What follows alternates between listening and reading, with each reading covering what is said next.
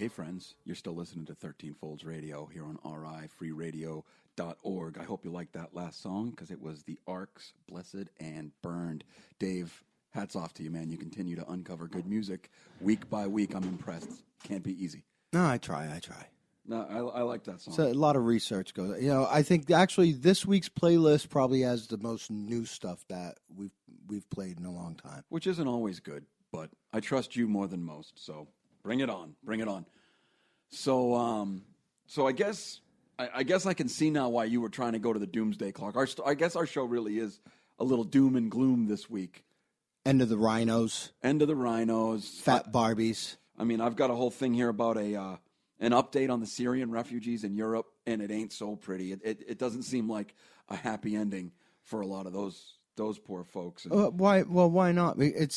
Europe's this great country where everybody loves everybody, and they're so cultural and the melting pot. We're not the melting pot anymore. They want to take care of everybody and all of that. Exactly. Well, so I don't know if you remember, back when everyone was talking about the whole Syrian refugee thing about 6 months ago. Sweden kept coming up as high on the list. It turns out them and Germany were the highest per capita of population. Which I'm torn against because I'm Jewish, but I'm Swedish Jew. So it's like Germany, I don't trust. Sweden, it's the motherland. It's the motherland, so I kind of got to trust them. So in 2015, Sweden allowed into the country. Now that doesn't mean processed and resettled, but let into their borders about 160,000 Syrian refugees. I think if I have that number right. Good news. And it seems like now they've announced just this week that about 80,000 of them, about 50%, are gonna have to. They don't have to go home, but they can't stay in Sweden. So, but why? They're just kicking them out, or they didn't pass the Swede exam. I think they did not. They weren't Swede enough. Well, I guess the announcement came after a teenage refugee was arrested on suspicion of murdering a female employee. It's frowned upon in Sweden. Not in Germany. Germany. Yeah, no, in Germany they're like, oh, great, we'll move you right up to the top. But in Sweden they still frown upon that, and so that was at one of the youth refugee centers. And so I get the feeling maybe that was the straw that broke the camel's back. Like I said, I don't know to what extent these refugees have been welcomed with open arms. We liked to paint it here in America as though we were the dicks. That seems to always be the narrative. Whenever something's going on around the world, it seems like we always end up holding up the United States as the assholes of the lot. And, we're trying to make it hard, and we're kicking refugees out, and we want to institute, a photo ID process to sort out the good ones from the bad ones. We're such assholes. Let's be more like Europe. Well, meanwhile, neighboring Denmark voted this week in favor of seizing the assets of asylum seekers to help pay for their stay while their claims are processed because someone's feeding them and housing them. And so they're saying valuables worth more than about $1,500 will be seized by police as they enter the country. So these Syrians are traveling with all kinds of money on them, huh? Well, I think that they're leaving their houses with whatever valuables that, they had. Bring the oil. The family jewels, so to speak. So, yeah, I just thought it was interesting, like I said, that I think Europe tends to get idealized as this socialist, progressive utopia where everybody is all, looks at the world through the eyes of a 20-year-old female college student who just have nothing but love and open arms for everyone. And it seems like the harsh reality of the world is that that's just not the case. And even glorious Sweden at times has to be the bad guy and say, I'm sorry, but this just isn't practical for us. It's tough to remain neutral. That was Switzerland. Same thing. You know what?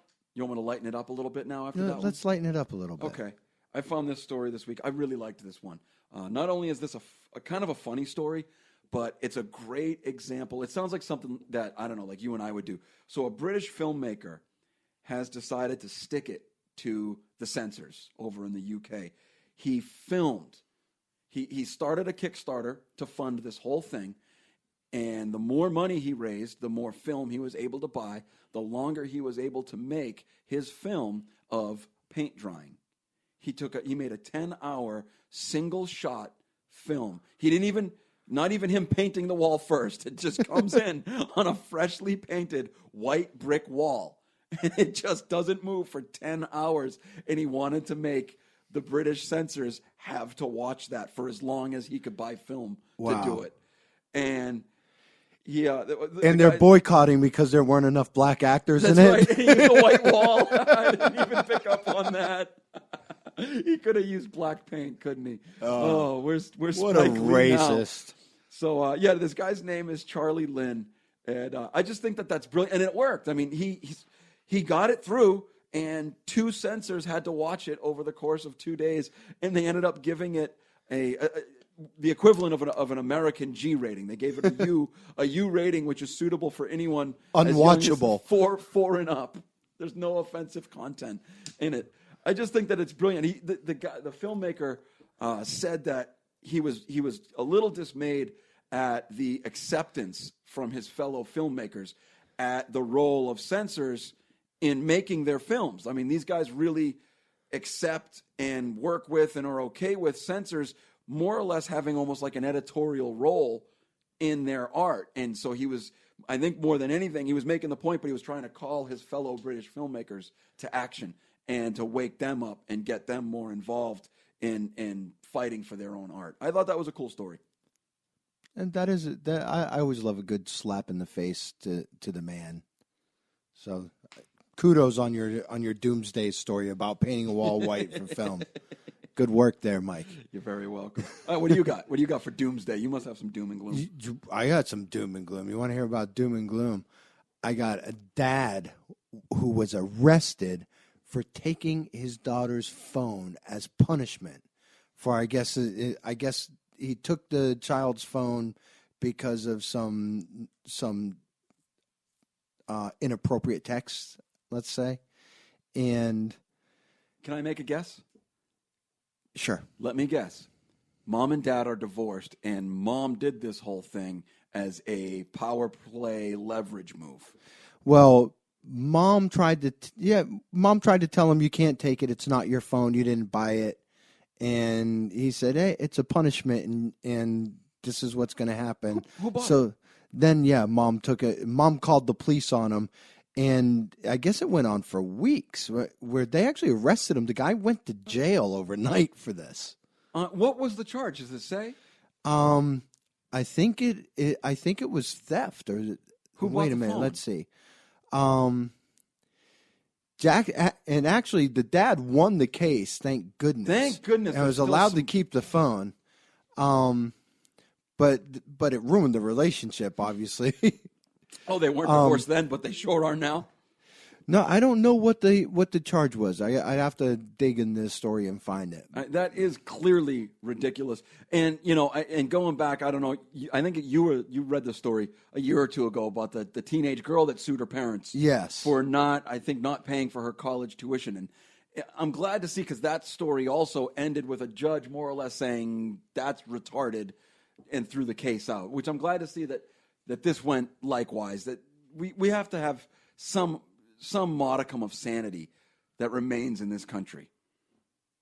Yeah, it's you can't discipline your children, and I mean you have no rights as a human being anymore, and it really seems that a lot of it, and even when you look at the economic inequality in this country, a lot of it points back to the dissecting of the American family. A lot of these are in single parent homes where you deal with stuff like this, and you get the parents once you break up the family unit. There's no family unit to stand up for what's right. It's like they got us all bickering at each other over black and white, conquer, man. over mom and dad, and just everything, man. They've taken us apart. Pro-abortion, anti-abortion, every damn thing. We're being polarized, and we can't get our shit together long enough to take a look at what's going on around us and try to put a stop to it. I mean, we've gone so far over the edge right now. You want to talk about doomsday? Oh, you want to talk about doomsday? You know, we've gone so far over the edge right now. Dude, I got a story that's going to really sink your heart. All right. You ready for this? You might want to brace yourself. This one really made me a little upset when I read it.